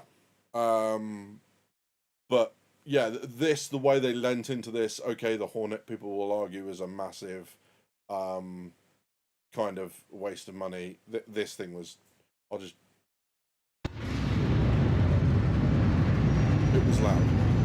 But I kept popping into and out of people's Discords to give them like a look at what. But yeah, so it was really cool. I really thought they'd pass this at CitCon, like the Polaris. Doesn't seem to make sense to drop a money suck at the end of an event with new ships to sell when it could be out of the way. I think they'll do both, right? I think, you know, the Paladin will likely be there. And the reason for the Paladin is that the armor has the same numbering and same sort of look as the artwork from the Paladin artwork. So I think that's going to be there. And then they'll put it at IAE with some other stuff. We're not getting any concepts. They've kind of said that. They said that there isn't time now to put any concepts in. So everything will either be straight to flyable. And they've got a bunch of ships that are straight to flyable. This was the 2019 CitizenCon. And this was as kind of atmospheric as it got, right? This bit.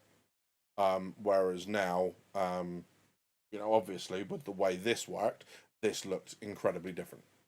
The interior, you know, designed to be like one of the, or part of the hangar, whatever else. But yeah, very cool. Sad Legionnaire and noises. Yeah, that's it. You know, we're just not going to get the Legionnaire until it's ready, until it does what it needs to do. It's not going to be a thing. So, and I kind of, I guess I'm on board with that. I you know, that thing's turned up already, although not quite in that form.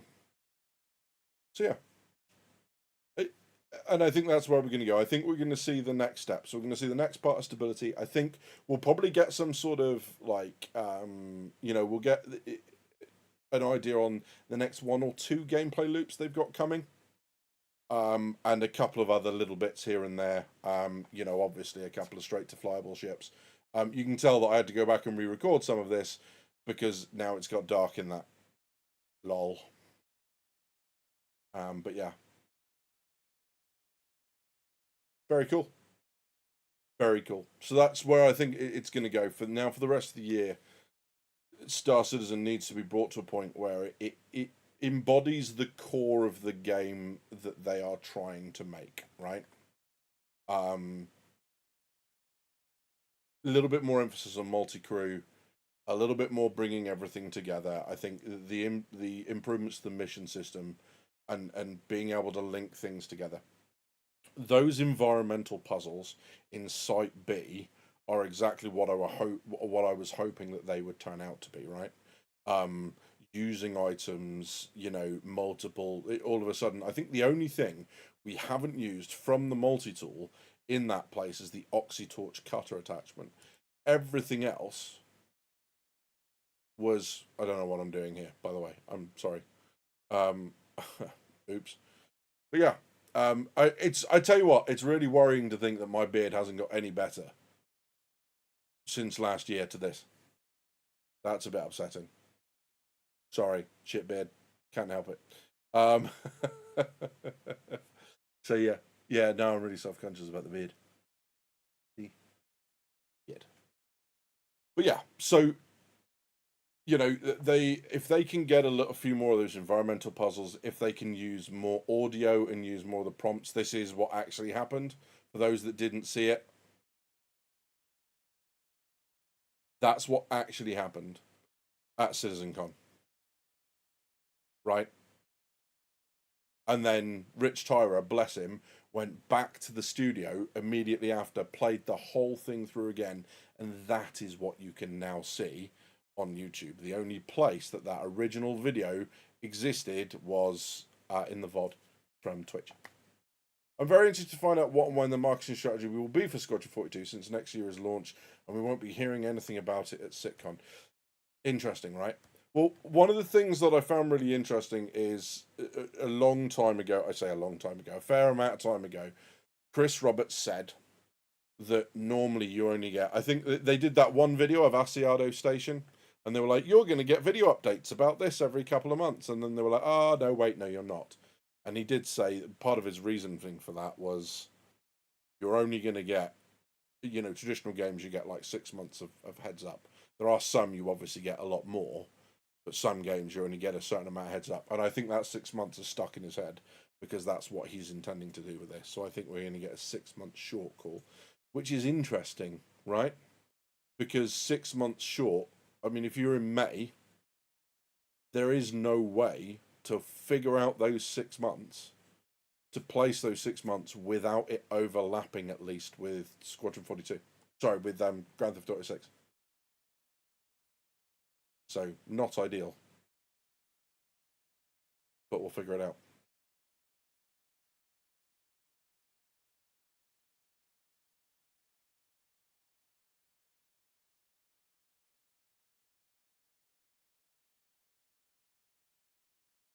Had a lot of fun at CitizenCon.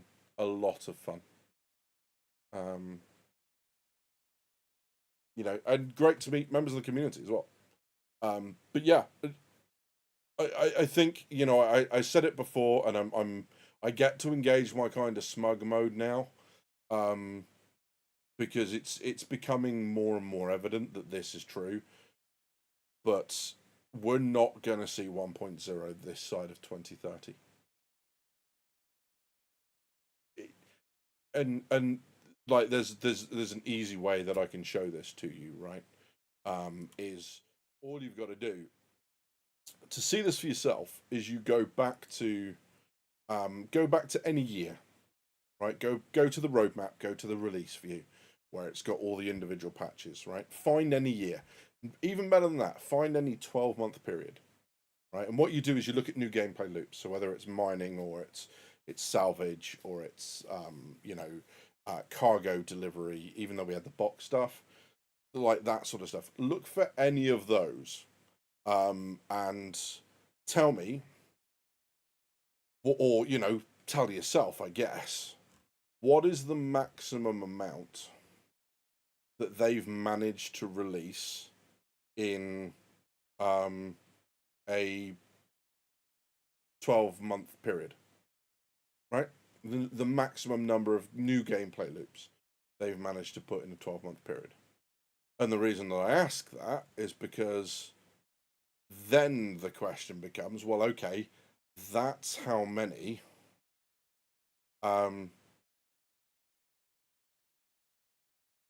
gameplay loops they can introduce in a 12-month period. Now, obviously, that's going to accelerate slightly after Squadron 42 comes out, if they move the devs over to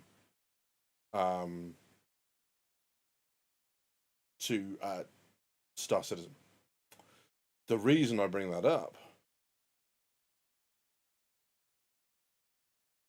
is this.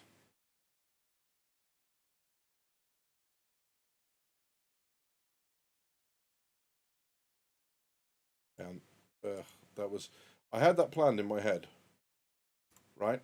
And now I've quit it. Oh, that didn't go well. Sorry, guys. Bear with me 2 seconds. History. Restore window. Shit. I didn't mean to do that. Do-da. Okay, so what we're seeing is another part of that presentation. I'm going to change you over in a second. Don't worry. Stay with me. This is another part of that presentation.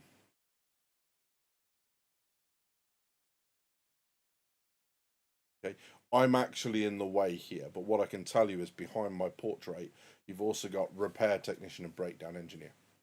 So these are the gameplay loops just off of industry. Repair technician, not in yet. Breakdown engineer, not in yet. Salvager, yes. Fuel gatherer, no. Miner, yes. Builder, no. Refiner, no. Crafter, no. Okay, So we have Salvager and Miner, right? Out of those 8 loops, we have 3. Okay? So, let's say it's 2 a year.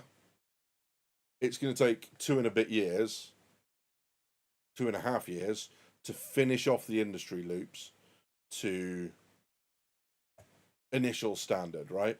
And that's just industry. Let's now have a look at the other bits. So I think it comes up. Does it come up? I'm just gonna scoot across. I can't remember where the hell all this went because they did it for everything, right? Because this is the breakdown of it as well. Yeah, power network repair, repair infrastructure, hull repair, towing, refueling. I guess we kind of got towing in, so there is half of that in. Refueling, all right, okay, that's in, kind of. Towing and refueling, all right, to an extent for some ships. Fuel gatherer's not in. Builder, not in. Salvager, we've got a couple of those. We've got structural salvage and hull salvage, component salvage, kind of, but then again, kind of not. Miner, we've got FPS, yep. Ship, yep. We haven't got ground extraction, which is the stuff from base building. That's not happened yet. Crafter, none of. Refiner, none of. And then I'm just trying to find the bit where they have. Here we go. So that's the guilds in the main story. Terra.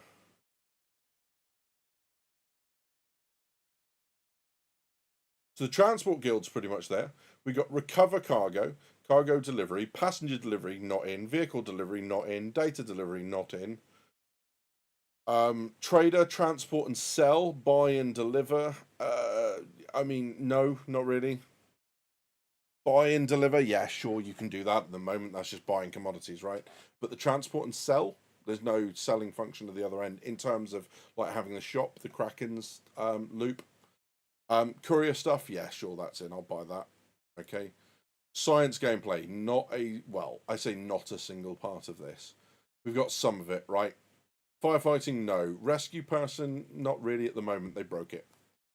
Hunter, yeah, all right, kind. Capture animals, not yet. Collect animal parts, hunt animals. I mean, what's the difference? Got to do one to do the other, right? I suppose you don't have to collect animal parts to hunt them, but you certainly have to do the other way around. Scan area, location mapping, deploy items, scan objects, find and collect for explorer. Farmer, not in. Crafter, not in. Are you seeing where I'm going with this, right? Even this stuff. Rescue VIP, defend VIP, heist, right? All these kind of crazy, I mean, not so much for the Mercenary Guild, but certainly for the Council, right? They've got a heist setting on theirs. Where's it gone? Where's it gone? There's a heist thing. Or am I just making it up? Extract items. Heist. Right? So that. Yeah, I mean, I don't know. I don't know that. I don't know that any of this stuff needs to wait for DSM. I think DSM is about capacity, not about functionality. You know, there is the slight issue if you get one server that's massively overloaded on a shard, but again, that's a fringe case, I think, rather than any of these needing DSM in. Now that they've got static server meshing, they can just add more servers and do the same thing, right? So yeah, and then it keeps going, because then we've got there was the other one as well, the Sports Federation. So it's kind of in, but kind of not. So, you know, realistically, what do you think? 3 of these a year? Just without thinking about anything else. 3 of those a year. It's simple math, right? I reckon, you know, because if I turn around to you and went, okay, to get this in by 2030, they need to do 7 a year. If I was to turn around to you in another conversation and say, they can put in 7 gameplay loops a year, no problem. You'd tell me I'd be a psychopath, and you'd be right. You'd have to be a lunatic to think they're going to pull that off right now. they might accelerate to it, but we've got no evidence. We don't know how fast they're going to get or not once teams have been retasked from Squadron. And bearing in mind, that could be the very end of 26, leaving them only 4 years to get it done. Right? So, yeah. Because this was their 1.0 presentation, right? This is what they want in at 1.0. Just saying. Which is why I don't believe that absolutely nutcase report from the French games publication out in Canada that said, oh, they're trying to get for 27 or 28 for 1.0. It's horseshit. It's utter horseshit. It wasn't attributed to anyone. It wasn't given in any context. It's not in any of their press releases. The press release about Montreal, about Turbulent becoming CIG Montreal, does not, categorically does not include a statement about 1.0 release date. So, once again, you know, people are just pulling a figure out of their arse, and then CIG are going to have to cop flack for something they never said. Transport will be for 1.0 as it's on the slide for Transport Guild Passenger Delivery. Yeah, exactly that. So the NPC stuff, and also the NPCs are going to be flying around. Does anyone remember that from 2019? The NPCs flying us around in a Valkyrie, except they never actually flew us around. We walked up the ramp, and then it was at the end of the first presentation, and then we walked off the ramp, and it was the start of the second. Does anyone remember that? But yeah, so there's a lot of stuff for them to add, and then, you know, this nonsense.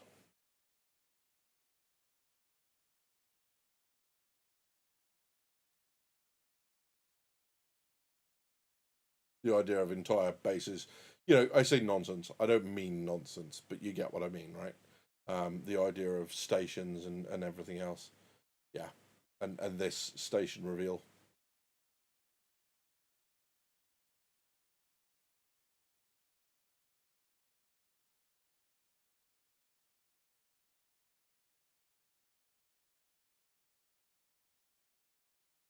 Each manufacturer will have a big ship, so can't wait to see that Crusader bring. Yeah, there's the Anvil stuff. There's lots of ships, and that's the other place that they're going to go as well, right? Is it'll be interesting to see where the funding model goes after this. I think they will basically commit suicide as an organization if they. I've probably just been demonetized for saying that now, but they will commit, you know, kind of business. Self forever sleep if they try and add a subscription model now, given how much money they've had out of us already, to then find out we've got to pay monthly to play this would just be such a poor move. So I don't think it's going to go that way. I think they're going to continue with ships, and I think what we're going to get, they've already kind of set the model up now, which is we buy a ship. You get access to it 6 months later, 3 months later, whatever, it comes to the store. It comes to purchasing game. And I think that's the way they're going to go moving forward. If you want this ship before everyone else, buy it. If you want the ship, if you don't like it enough to stump up the cash for it, just buy it in game. I think that's where they're going to go, and I don't have a massive issue with that, right? I think, you know, things like maybe they'll sell warranties, a limited amount. We'll see. Granted, some of these game loops and features could be working on their end or almost done. However, Sergio will need time to do even so to test them live. Yeah, exactly that. They've actually said,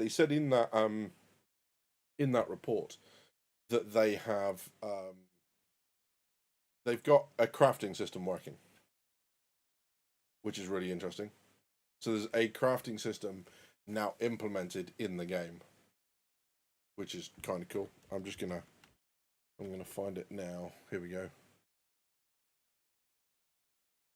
There we are. So if I select that, and then I'm going to zoom in a bit more, so everyone can read it. There we go. Let's transit across. I didn't mean to do that. Well, that's unfortunate. But, right. So, this is the... Alright, I'm just going to set up all my screens again after doing that. I hit the show desktop button because I'm an idiot. There you go. For crafting, the team implemented an offline version of the Blueprint service, which will be used as a stand-in to support player-bound Blueprint library until the actual service starts development. They also finished the first playable prototype of crafting in a multiplayer environment. So prototype means it's going to be crap, and it's going to be very glitchy, and it's going to be rougher than a rough thing on a very rough day, but it's in. Right? It's there. It exists. So, you know, for those that have said base building, not so much crafting first, you'd be right, I think, judging from this. So yeah, that's kind of cool. When you buy a ship, it's only Tech 1, which means you can upgrade it in-game to Tech Level 5. Yep, and there's military variants that cannot be bought in the store, hinting the store will remain. Yeah, exactly that piece of game, 100%. And I think that's the way it makes sense. Look, there's something that they're going to have to try and overcome. We all know. I'm telling you nothing you don't already know with this. Star Citizen takes time. Just to get your group together can take an hour, right? There is a reason I don't put group ops during the week. Is because by the time everyone's finished what they're doing for the evening, they then get together, we then play games. If I do that, I am ruined at work the following day. I am not as young as I used to be. It just doesn't work like that, right? So, what they need to be able to do, because that's not just for weeknights, that's for, there are some people who just can't play with this, right? There is a general curve, and it's not the same for everyone, but it generally holds true, right? You've got a graph, okay? And the graph does that, right? It's an X. Do you know what? I could do this on a, I could do this on a screen, and I'll show you what I mean. I'll do an Asmongold or a donut operator if you watch him doing any of his stuff. Let's give this a go here. Right. So. The graph does this. And I'm going to be with you in just a second. Bear with me, boys. Bear with me.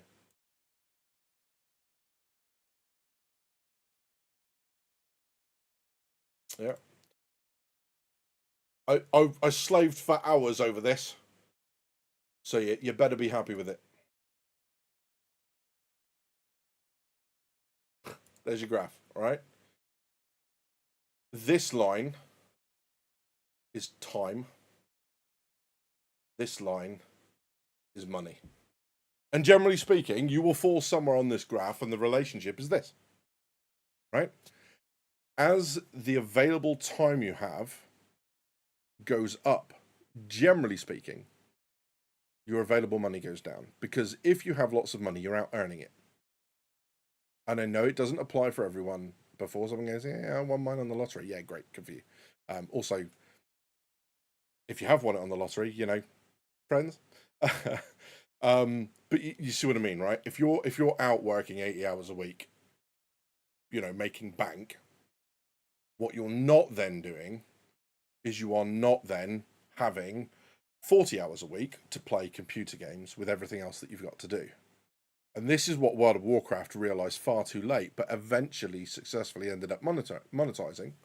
No, I'm all right, thank you, Matthew. I'm good. I'm happy with where my fleet is right now.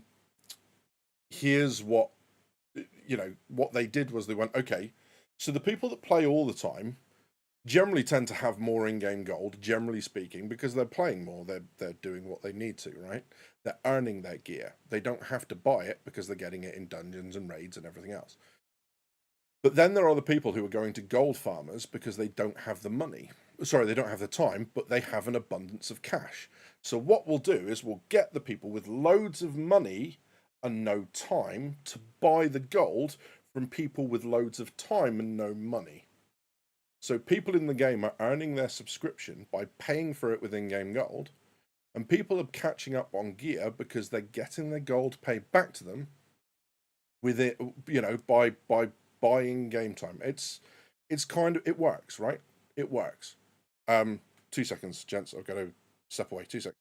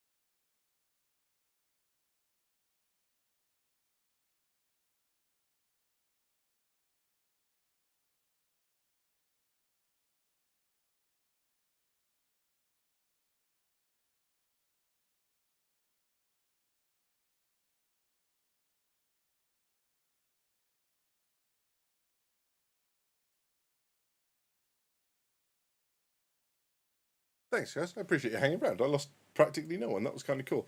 Either you're all waiting to shout at me, or I'm actually onto something, maybe, or you all just feel sorry for me. One of the two. You're just like, this dude is delusional.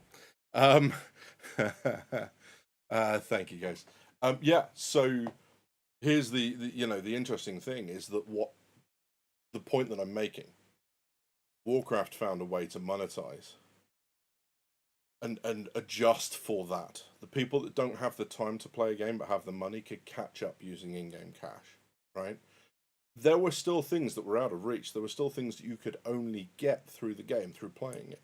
So it wasn't massively overpowered, and that tended to be all the massively top-end stuff, right? Maybe Star Citizen, maybe Cloud Imperium Games can find a similar way of doing that for people, because any game with a massively high time barrier to entry is going to turn off certain people.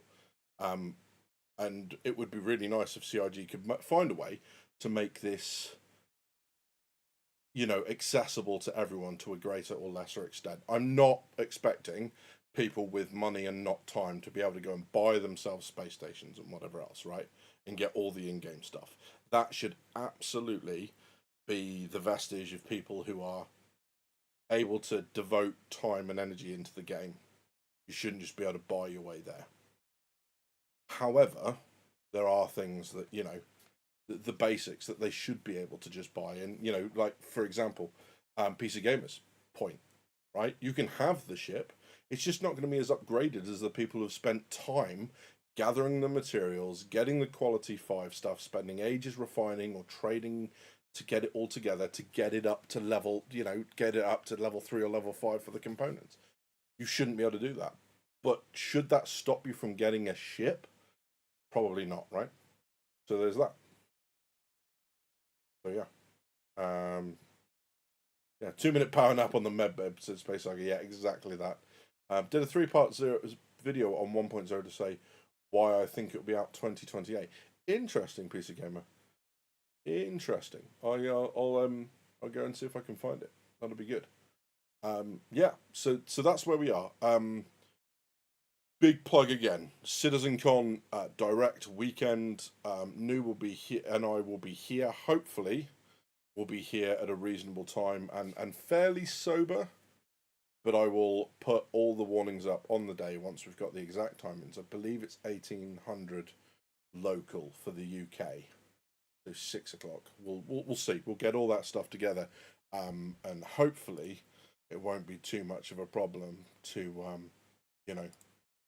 to get Noob and I there fairly sober, and then we'll come up with some sort of drinking game during the week, based on drinking bingo, so that we can go and get absolutely smashed and do our livers a solid. Artemis, good evening, bud. Welcome in. Sorry, mate, you've caught me just at the end. But yes, video this week on what I think is coming at CitizenCon. There may be a couple of other bits as well coming over the next few weeks, depending on how busy I get. My schedule at work is now pretty much booked solid up until Christmas, which means it's going to be quite exhausting. I'm going to have to strike a careful balance between work, getting the channel stuff done, and not dying, which is kind of important, or so I'm told. So yeah, it's been great to see you all. Thank you very much for coming in. We have more to talk about actually than I was thinking, but that's the way it often goes with these streams. So thank you very much for coming in. I was exhausted at the beginning of the stream and really not thinking that I was going to make it the full 2 hours. However, with your support and with your conversation and everything else keeping me going, all your comments and stuff, we made it. So thank you very much. I appreciate it. When you guys interact, it makes it so much better, because then I can talk to you guys and react to what you're thinking, rather than just spouting what's in my own head, because to be frank, it's scary in there and nobody needs that noise. Good to see you all again. Streaming on the day with Daily Noob for CitizenCon Direct. Video coming out this week, Shape the Drinking Game. Keep an eye out for it. It will be coming later, probably Thursday or Friday, but we'll see. It's been great to see you all. Thank you very much for popping in. You've been watching Drinking with Some Gamer Problems. Thank you very much for stopping by. I'll see you soon.